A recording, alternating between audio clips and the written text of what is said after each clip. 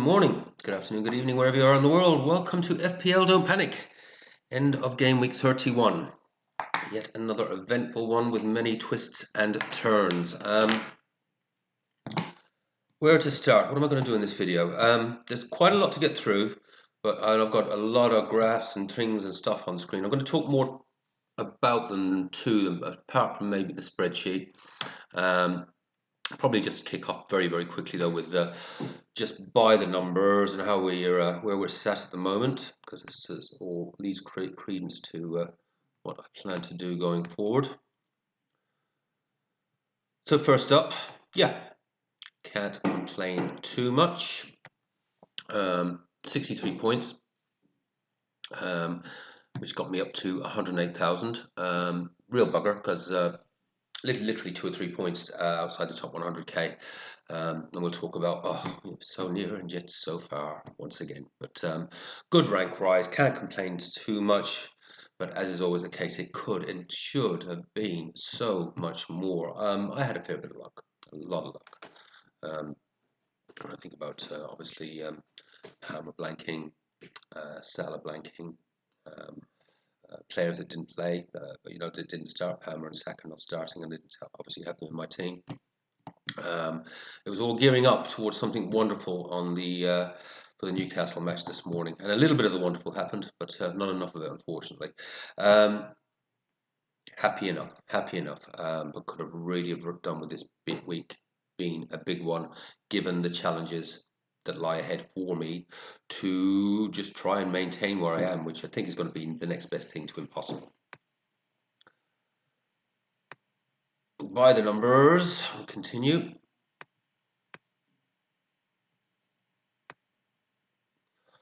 So yeah, currently on 2063, average of 66.54.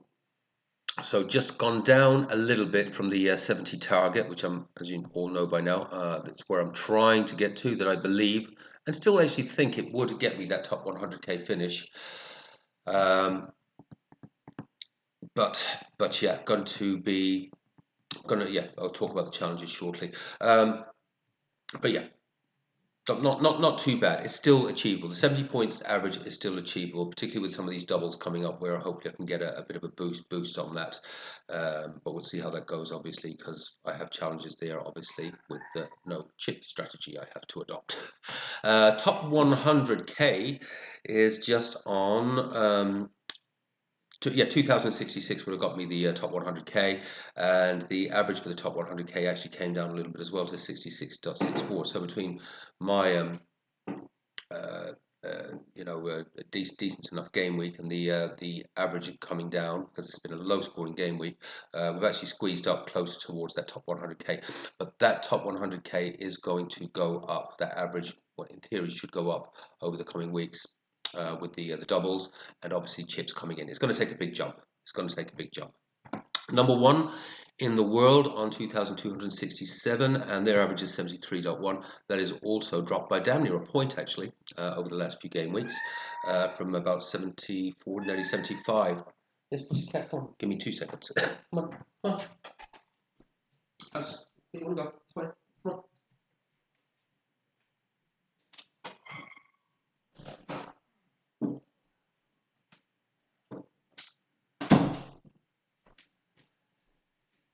Cats and turtles and things, hey.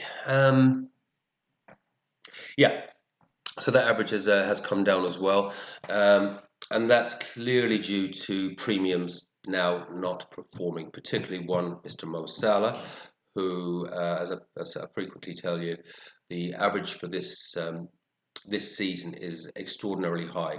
Normally at this stage of this season, the average for the number one in the world would actually be around the 70-71 point, and that will end up in sort of the 72-73 points by the end of the season, because now we've obviously got the chips coming in, etc. But the average, as I say, this year for so long has been really, really high because of the consistency of Salah, everyone owning him, everyone captaining him.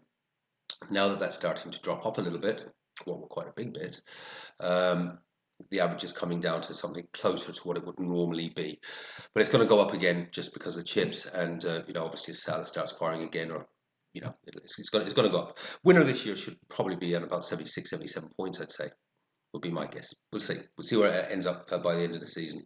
But that's where it is at the moment. And in that top 50, so it shows you the sort of low scoring week that it has been. The scores are really in that sort of 50, 60 mark, top 50, quite very low scoring, very, very low scoring. Okay, so just looking at the team as a whole, how it did. I won't talk too much to this. I covered it yesterday before the Newcastle match, but yeah, finished with the 63. Good finish in the global rankings of 225,000 ish. Can't complain on that. Any finishes inside the top 1 million, if you're doing them consistently, are good. So 226, yeah, obviously very, very happy with that. Overall, team did fairly well with 5 or 6 players return. As I say, most of your points in any given game week will come from 5 or 6 players. And what you hope is that you get a captain's return in there, which I didn't. And it was just all looking so promising. I usually have a story every week. My story this morning was I had a fairly important tennis match last night. I decided, because it's the opening night of the club championships, I decided I was going to have a beer after my match, which I got hammered in, by the way, absolutely obliterated. Got another one tonight, which I'm a little bit more hopeful of a better performance in. But I had decided to have a few beers afterwards, so I actually ended up staying at a friend's house. And my plan was to get an Uber home this morning, and in time for the football. Didn't bring a battery charger with me for my phone. Couldn't get an Uber in the morning. Phone batteries died. Just caught a little bit of the beginning of the match at my friend's, and he said, "Yeah, I'll drop you back." Got stuck in horrendous traffic. Just caught the 2 Murphy goals. That was it. I thought, whoa, we are in here. We are in. And then literally then didn't get a peek. It's actually really hard to get football updates on the radio on the radio in New Zealand. Flicking through radio channels, no, I couldn't get anything. So ultimately got home just as the game ended. Turning the telly on, thinking, yes, this could be 5, 6, 7, couple of Isaac goals, another assist for Murphy. Nothing else. So that was a little disappointing. But the 2 Murphy goals, fantastic. Obviously that was really good. So because I was on a 50-50 between him and Gordon, but edged towards Murphy some weeks back. So that choice proves correct. The bad choice there, I think, was maybe not going with a Newcastle defender, but I didn't really have a lot of faith in the Newcastle defence at that point when I was putting together my wild card some time back, and I wanted to wait to make some decisions on that, and clearly made the wrong decision, quite frankly. But it felt like the right decision at the time. Because certainly a Livramento or a Burns or personal favourite of mine, Shah. Yeah, what a lovely strike that was from the centre of midfield, and obviously lucky for Murphy coming in that rebound that he nearly miscontrolled. Yeah, so there's some things there that I have to think about now for the game weeks going forward in terms of strategy and what I'm going to do. But yeah, Isak, obviously the big disappointment, especially with the your Salahs and not blanking, your Palmer's not starting, and some people having the captain's armband on him, and Saka as well. Is what it is. Overall, though, got to take it. Big rank rise and well above the average, and as I say, 225,000 in the world. And I'm going to talk about 1 or 2 players in the FPL Don't Panic Mini League who have caned it this week. Going to talk about a little bit about that at the end. Right. So this does leave me with some dilemmas, though. Here is currently sort of a traditional lineup that how I'm set up. This is the bus team for game week 32, which is obviously the double week. So I've got 3 Palace in there. Not the ideal 3 Palace, some might say. And instinctively, I think I agree that really should have an Eze or a Sar in there. But it's the way it was set up, as I say, some weeks back when I did this, and transfers at the moment are just so precious to me. especially not having the free hit, having to plan towards game week 34 blank. Again, we'll talk about that when I bring up the spreadsheet. Um, but it's not the greatest to double in the world ever. I mean, I got it the wrong way around. Really, I should have gone 2 Palace, 3 Newcastle. Um, and I don't know, but I just don't feel there's necessarily a lot of goals in there. So it could be that I actually do have the right treble for the treble Palace in difficult fixtures for this double. That if Henderson has a few blinders in there with loads of saves and picks up a clean sheet, and we just get get a shonky goal from Mateta. That Sarandese may not be making hay in these games. We'll see. And as I say, Henderson's averages are good. Minoz's averages are very good, and Mateta's averages are very good. So we'll see how that really pans out. And what I've got to think about is, do I bring in another Newcastle asset? But my big problem, I think, in the team at the moment, I've got 3 problems for this particular game week. One is the Foden problem. I mean, it's just shocking. Can't be guaranteed he's starting. His averages are poor, and he's out of form. All the bad things. All the bad things. But I've also got Mbomo and Bowen, whose averages are good. After this game week, they actually do have some nice fixtures. I think they've both got, we'll have a look in the spreadsheet shortly, they've got a Southampton and an Ipswich, like both of those fixtures, obviously. But not ideal that they're now obviously up against, Liverpool and Arsenal, both away from home in this game week. I think with football, it's a funny old game. It's a funny old game, which I often say. It'd be just that sort of thing, where they both nick a goal. I mean, Arsenal have been weakened defensively, and they're playing a team that has pretty much given up in the league based on that lineup that Arteta put out for the last game. It's clearly putting all his eggs into the Champions League basket. And the thing with Mbumo is he is kind of fixture proof. I think. Sorry, so Mbumo's got Arsenal, of course. Sorry, Bowen's got Liverpool. Yeah, so Mbembo's got. Yeah, so Mbembo, I could see him nicking something. One of them may have to go, or do I get rid of Foden? I'm not sure. Not sure. So this is where we come to, what the hell do I do for the next 3 to 4 game weeks? To play through the doubles.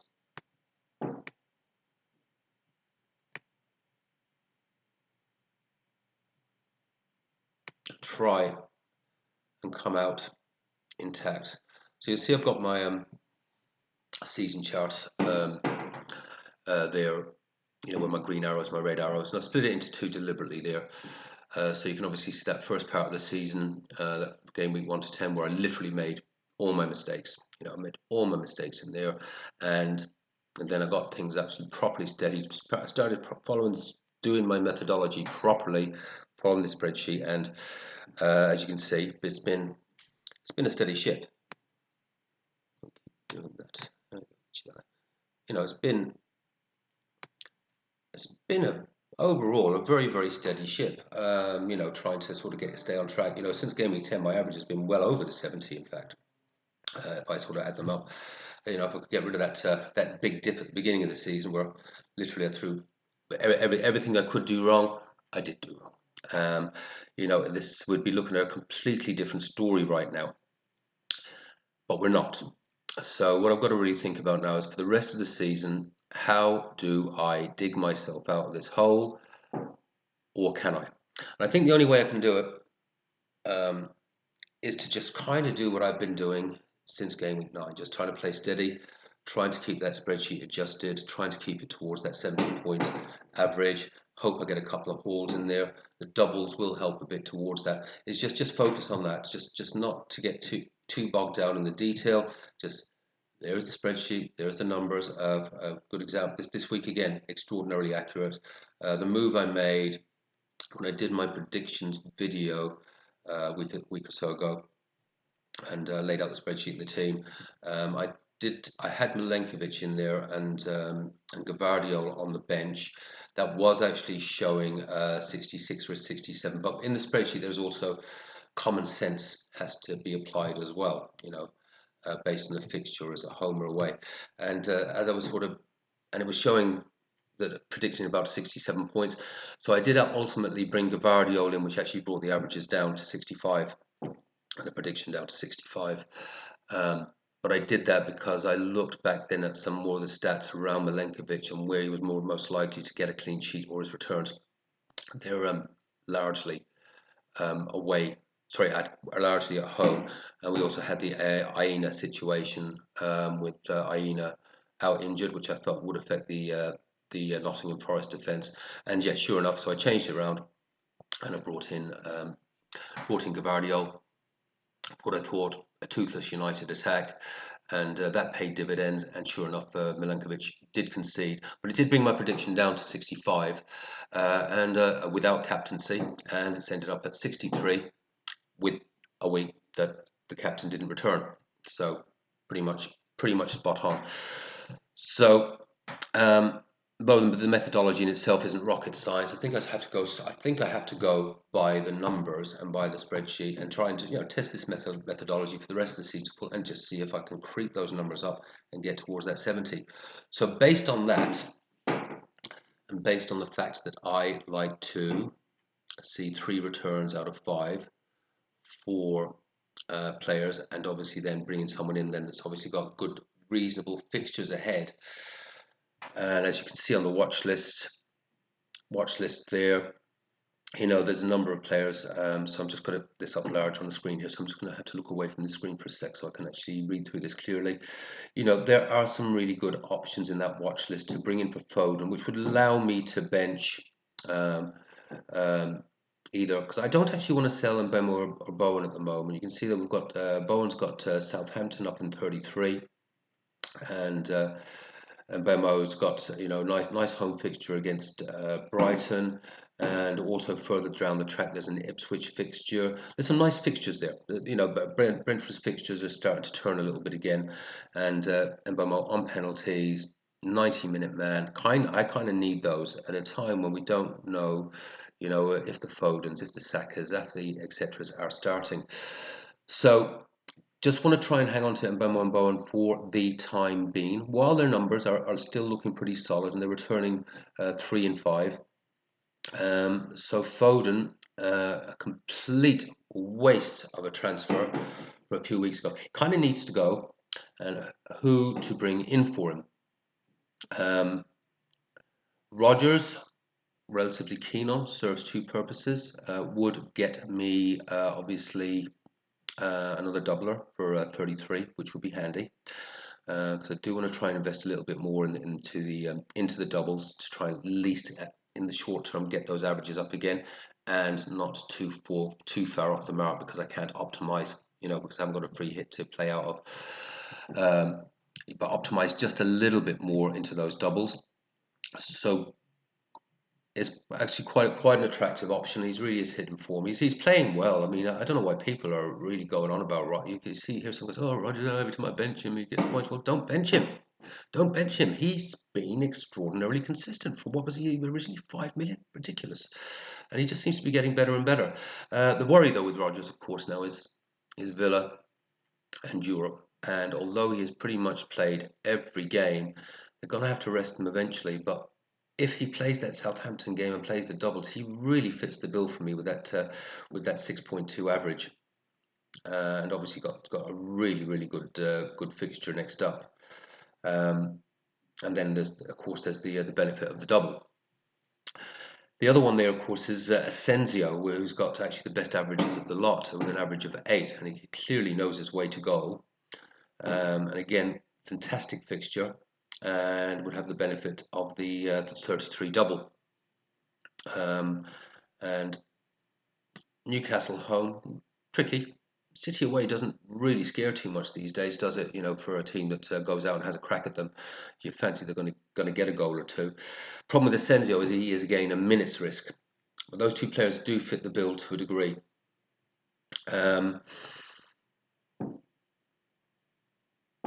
And they're the only two really in the midfield category. Who else would you go for? I'm open to suggestions on this, by the way. But with Saka, I really thought I was going to bring in Saka. I really did. Now I might, if Arsenal, but Saka's numbers don't fit the model of the spreadsheet to bring those averages up. That would be a little bit punty and based on Saka finding form. Well, in truth, at 6.4, his numbers are actually not that bad. His numbers are not that bad. They're certainly a lot better than Foden, so they would give it a boost. But understanding that those numbers are based on Saka's last 5 games where he has played over 60 minutes. So it's not taking. Yeah, so this is the problem there. We're looking at a bit of old data there as well for Saka. But we know what he can do, and we know he is Mr. Consistency on hitting that sort of 7, 8, 9 points, and then sometimes a little bit of a haul. So we know, and that's what I love is that consistency. So I'd be keen to bring him in if, again, I knew he was going to get the minutes. But Arteta has clearly shown that he's protecting him, that he's protecting a few players with that lineup that he put out for the last game. So the double's very attractive to have an Arsenal player or two, but can we be sure of the minutes? Or we'll just be sure that they're going to play 2 matches. They've clearly given up on the league. You know, are they going to be putting their bodies on the line in the league matches? So these are the dilemmas at the moment. I know that I'm not the only one facing these. I mean, I'm trying to apply them to my own methodology, but I'm sure these are challenges that all you guys are facing as well as you're thinking who do you transfer out. And I'm sure some of you have brought Saka in, and probably as me with Foden, or instead, you know, tempted by Palmer, and is he guaranteed to start? Because he didn't obviously start. You know, both Saka and Foden, Saka. Saka and Palmer, you know, didn't even start their last matches. So where am I going with all of this? I actually don't know who to transfer in this week. I know I do need to make a transfer to get those averages up and at least start to try and creep those towards the 70-point mark and try and optimize just a little bit more on the double game weeks. Deal with the blank when I get to it and hopefully have the 7 or 8 right players. Remember, most of your points come from 5 or 6 players in any given game week, and I'm just trying to gear towards having the right 5 or 6 in there that will at least, you know, maybe get me a 50 or 60 points that week without having to take any hits. We'll see how we go with that. There are other players. Bear with me.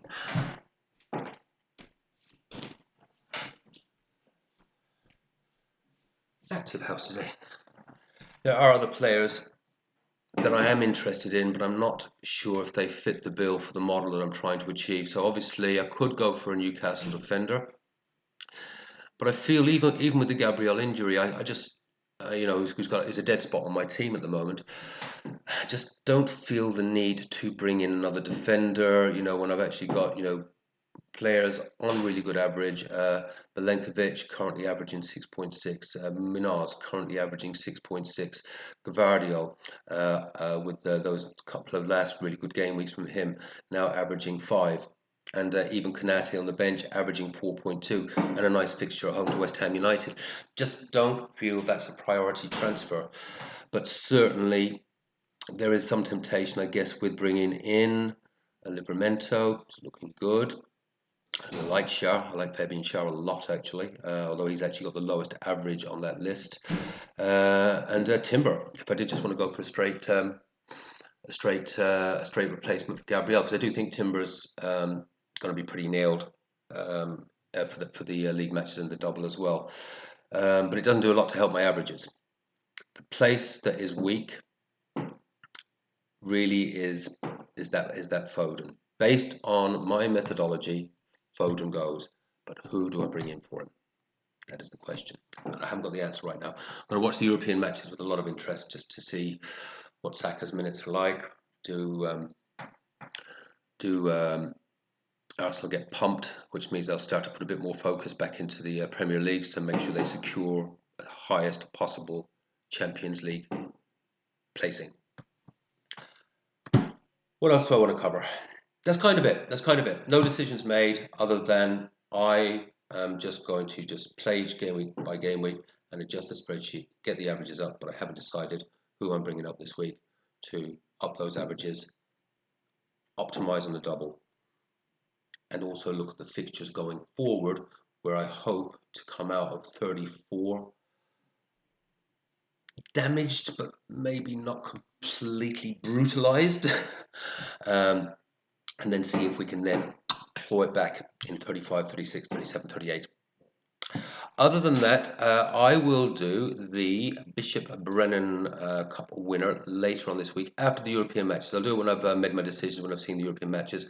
Absolutely amazing race this week with the winner spots. Some great scores in the league overall. We've got a good league, guys. We're starting to across the league as a whole. This is we're well above the average for the whole league from most of our players in the FPL Don't Panic Challenge League this week. Really good scores in there, but a couple of absolutely exceptional ones. We have got one player who has finished in the top 1,000 in the world, and he might not even be the winner, or is he? Or is he not? I don't know. Some decisions to be made. Controversy ahead, folks. I'll leave it at that. Love to hear your thoughts on who should I buy? I don't know what to do. I just know I have to do something. Have I missed anyone on this list as you look at it? Is there anyone on that list who maybe I should be having a look at? There's a few forwards there, I have to say. One of our guys that did really well. This forward line is absolutely cranking it. Went with the differential of Evan Nielsen. Absolutely nailing it at the moment. Really, yeah, massive rank rises. Don't want to look at a forward position though. I think I've made my bed and I'm actually reasonably happy with it. We'll see. Listen, hope you all had a fantastic game week. I'll see you in about 3 or 4 days' time when we get these European matches out of the way, so I can see any injuries and things that may actually make different decisions. You know, might change the whole scope of what I'm looking at to do in game week 32. But in the meantime, have fun, play your own game, don't panic, and I'll see you in a few days' time. Take care. Bye bye.